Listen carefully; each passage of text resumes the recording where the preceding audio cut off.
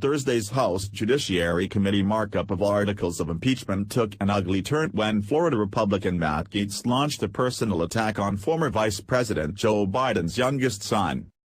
While introducing a proposed amendment to Democrats' articles of impeachment, language that would have replaced the reference to the former VP in the first article with that of his son Hunter and a reference to Ukrainian energy company Burisma Holdings, Mr. Gaetz took it upon himself to read from a profile of the younger Mr. Biden in the New Yorker magazine, containing graphic depictions of drug use by the former vice president's youngest son. After he finished reading the passage he'd chosen, Mr. Gaetz continued to attack Mr. Biden.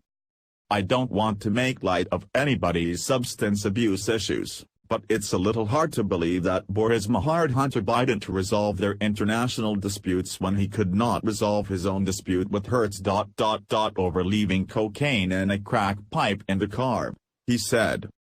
The reference to Hunter Biden's drug use was a curious one for Mr. Gaetz, who himself was arrested for driving under the influence in 2008, though the charges were later dropped. When he had finished speaking, Georgia Democrat Hank Johnson responded with an oblique reference to his colleague's past legal troubles. "The pot calling the kettle black is something we shouldn't do," said Mr. Johnson.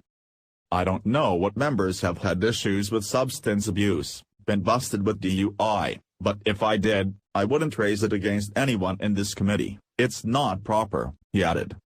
Following a pregnant pause in his remarks, during which Mr. Gaetz declined to respond, Mr. Johnson noted that his colleague's silence is deafening. The Judiciary Committee's Vice Chair, Mary Gay Scanlon, told The Independent that Mr. Gaetz's attack on Mr. Biden was evidence of Republicans' failure to find a legitimate defense for Mr. Trump. "When you have nothing to say in defense of your case you try to distract elsewhere, but it's really astonishing how low Matt Gaetz is willing to go," she said.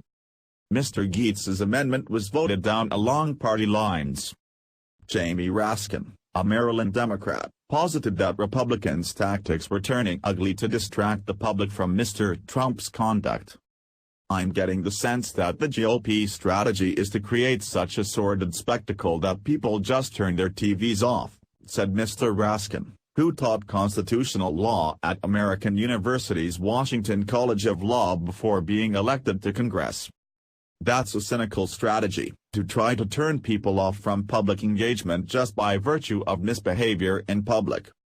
Eric Swalwell, a California Democrat who was one of two Judiciary Committee members who participated in the impeachment investigation as a member of the House Intelligence Committee, told The Independent that Mr. Biden was not relevant to the impeachment inquiry at all and offered harsh words for his Republican colleagues. "This is not about Hunter Biden, this is about what the president did," he said.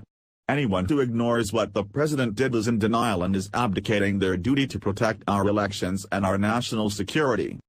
While the committee had not yet voted to approve the articles of impeachment at press time, it is expected to vote along party lines to advance them to the full House of Representatives.